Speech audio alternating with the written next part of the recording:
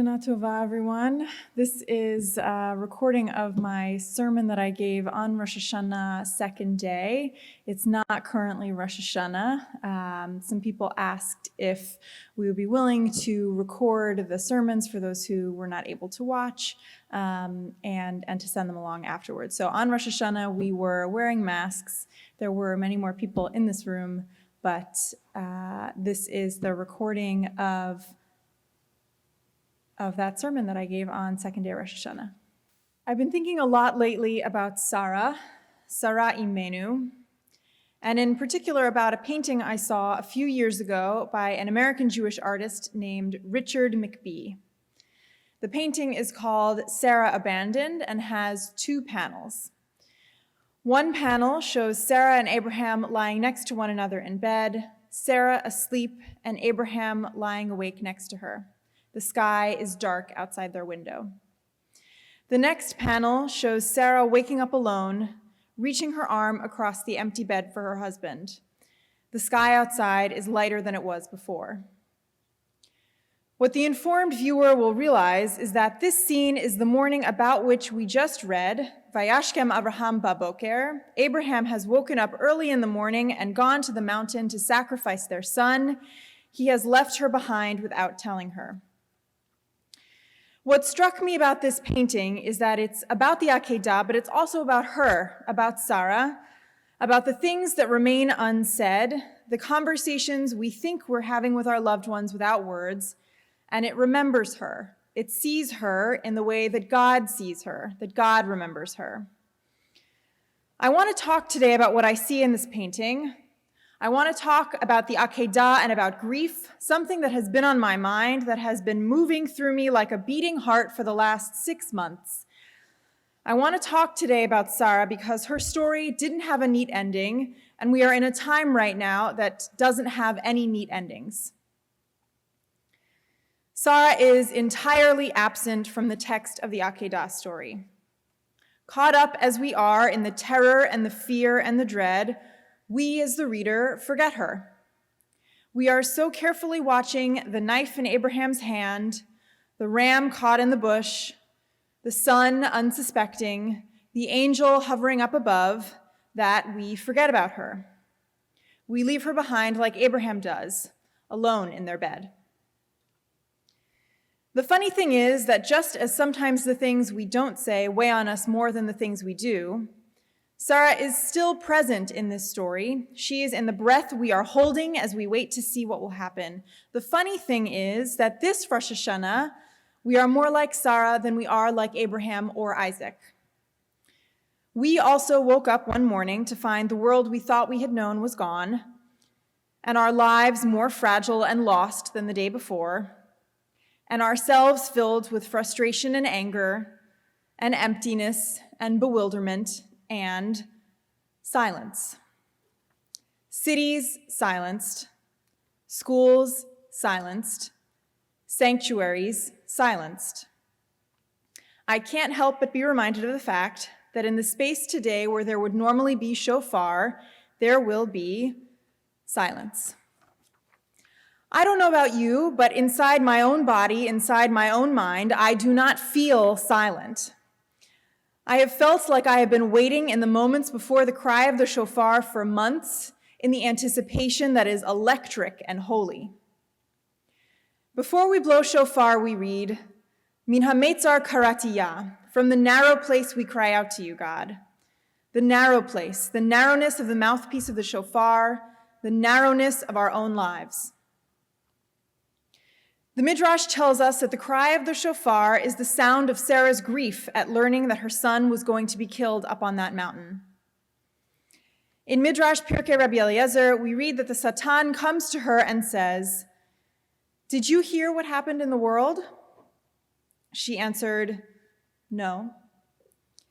He said, "Your husband Abraham took Isaac his son and slaughtered him, offering him up on the altar as a sacrifice." Sarah began to weep and moan and cry aloud 3 times, corresponding to the 3 blasts of the shofar, and 3 howls corresponding to the 3 disconnected short notes of the shofar, and her soul burst forth from her, and she died. The first unbelieving call, Tkiya. The three short blasts of shock, Shvarim. 9 agonized, cut off, shaken cries, Teruah. And a final call of agony, Tkiya Gedolah. Her grief may not be spoken about in the biblical text, but it can't contain itself in our tradition. It echoes in our ears year after year. She is filled with grief and longing, and she is consumed by it. Min hametzar karatiyah, from the narrow place we cry out to you, God. The Midrash teaches us that she never sees her son come back down from the mountain, that her grief was too great, her heart too overcome, too overpowered. She couldn't bear it, she couldn't wait. She got lost in her own terrified imaginings of what happened to her beloved son. For some of us this year, there were griefs too great to bear. There were things in our lives that were shattered and lost and left behind up on our own mountains. We are still in the narrow places. We are still calling out. Like Sarah, we might be too caught in our own terrified imaginings of what the world will be, and we have moments where we are overcome. We cannot yet see the ram. We cannot yet hear the angel. If that is where we are, our tradition sees us and holds us. We are not alone in our grief. We are not forgotten when we cry out. But there is a second half to that verse that we say before we blow shofar, a reply that we sing back. Anani b'merchavya, God has answered me with abundance. This is not a reply that many of us feel like singing today. God has answered me with abundance. No, thank you. Our tradition offers us another way of hearing the shofar. The Talmud in Rosh HaShanah 16b teaches us that the cry of the shofar is there to frighten the Satan, to confuse him, prevent him from lying to us and to God on Rosh HaShanah. The sound of the shofar shatters his deception, sends him away, and we are left with our own reality, with Sarah's reality, which is maybe better, maybe worse. Abraham does not kill their son, but he doesn't talk to his wife about what he intends to do.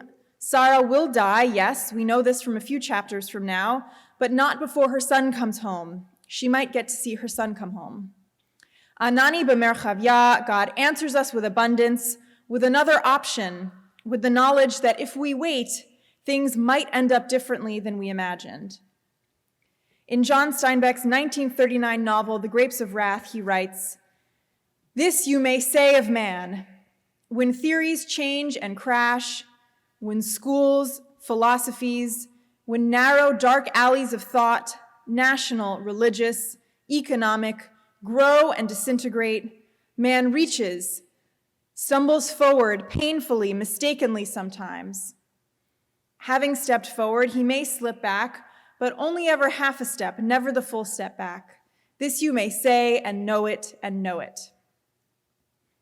It seems to me that Steinbeck is describing this moment, our lives right now, the process of returning, the painful movement into the work that remains to be done, into our days as we wake up and try to do the better thing. There is bravery in the lives we are living right now. You are brave. You sitting in your seat, trusting the people around you with the air you breathe. You sitting next to them, worthy of maintaining that trust. You at home, hoping and believing that when you show up, this will matter as much as it does every year, that it's worth it even on a small screen. It's not a small thing to pick ourselves up and carry on. It's not something that is unseen even if you are not here. To be anshe emunah, people of faith, means that we are ne'eman, we are steadfast and worthy of the trust that has been placed in us. We are each acting in faith that there will be a responding cry, that when we call out in grief, min hametzar karatiyah, we will receive a calling out back towards us, anani b'merchavya, that someone or something will reach back, that someone or something will say, I hear you, I see you, that one day, b'mihara b'yameinu, we will receive an abundance of only good. For all of us in this year 5781, may we be able to wait. May our waiting bring us hope, and may our answers come soon. Shana Tova.